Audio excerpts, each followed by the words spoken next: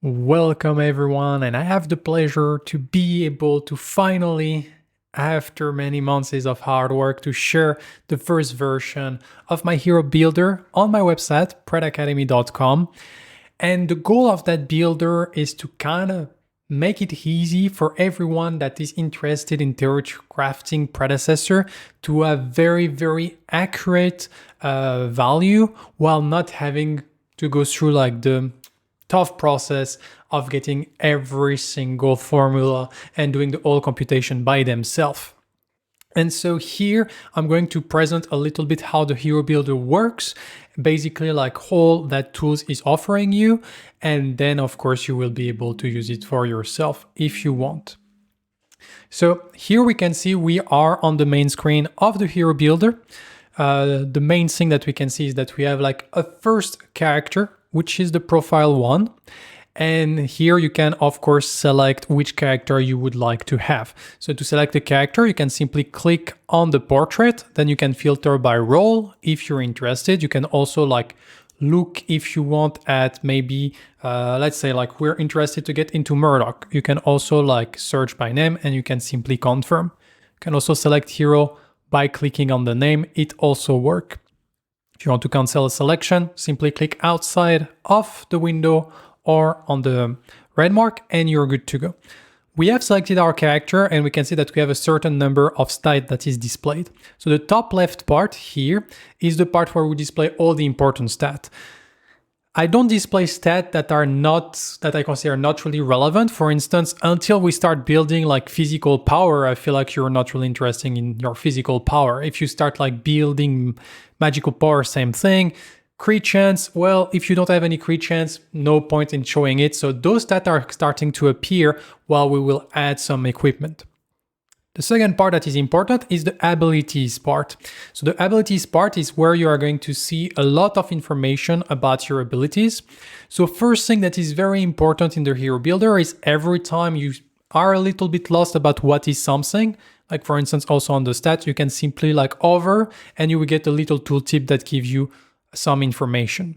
What I forget to mention in the stat part is also that you get some detail. For instance, here you can see that you have a base of 24, no bonus from equipment, no bonus from buff, and that translates into roughly 19% damage reduction on physical damage because it's physical armor. Same thing, like for abilities, you can simply like hover the abilities and you're gonna get like some information, which is basically the tooltip you see inside the game. There is like nothing special here.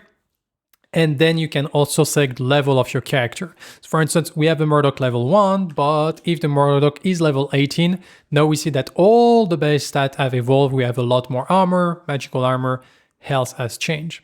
By the way, if you want to change your current health, you can simply click on it and then you can like bring your health to full, your mana to full if you want. And that allows you also like to be able to, sometimes there is some effect that is based on the missing health or the missing mana that allow you to kind of check all those items. Same thing, you can select how much armor you have on the character by simply changing that little field. Going back to the abilities, so first thing first is also here we can see all those little ones, which is basically the level of the abilities. So if we are level 18, that means that probably all our abilities are at level 5, and we can see here on the buckshot, as soon as I change the level, we get the mana cost and the cooldown that is affected, but also the damage. We'll get into that part right after. So let's bring everything up to level 5, and of course the ultimate to level 3. So what are all those things? So this is what I call computed values and input values. It's basically, it computes exactly the amount of damage or one of the value that this ability is doing. For instance, we can see that Hot Pursuit is giving you movement speed, and that tells you exactly how many movement speed units you're gaining. Base movement speed is 645, and here we see if you activate Hot Pursuit, we're gonna get like 226. So what is interesting here is also like, for instance, there is like some, is Hot Pursuit active or not?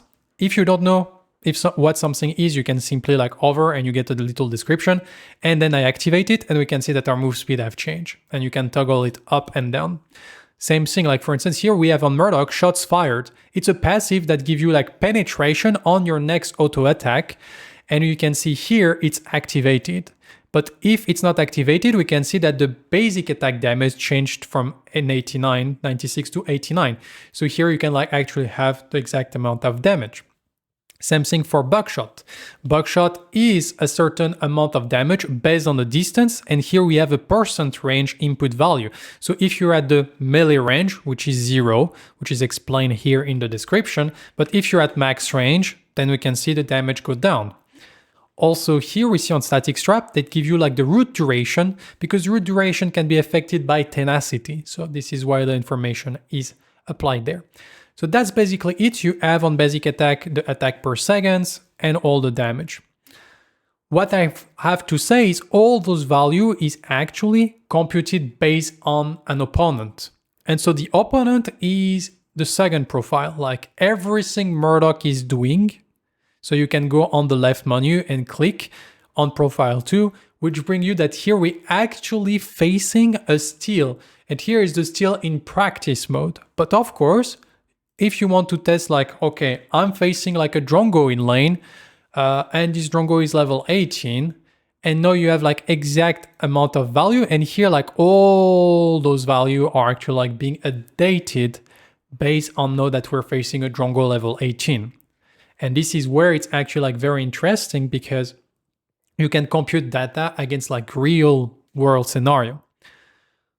But abilities is only part of the equation. Of course, we have the inventory part, which is like the most important part in a sense. Is like you're going to build here what you want. And so we have, of course, the first item that is going to be the crest. And here you can select the crest that you want.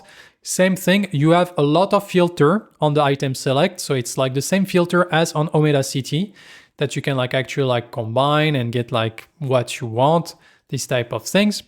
And here we're just simply gonna select like pacifier, which is kind of a normal ability. And here we can see as soon as we equip pacifier, physical power appear, attack speed appear, and lifesteal appear, because this is stats that we actually have on the character.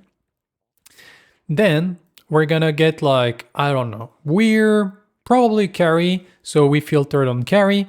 And if you have like too many filters and you don't want like to remove them, because like you can activate them by clicking on them, but removing all of them can be tedious, you have a little delete and that's clear all the filters. And for instance, like let's take a lightning oak. Lightning oak kind of usual information. And here we can see that we started to have like other value that have appeared, especially on the basic attack, because now we have a critical. Because now that we have some critical chance, now we have a chance of critical. And so here you have the exact damage when you crit.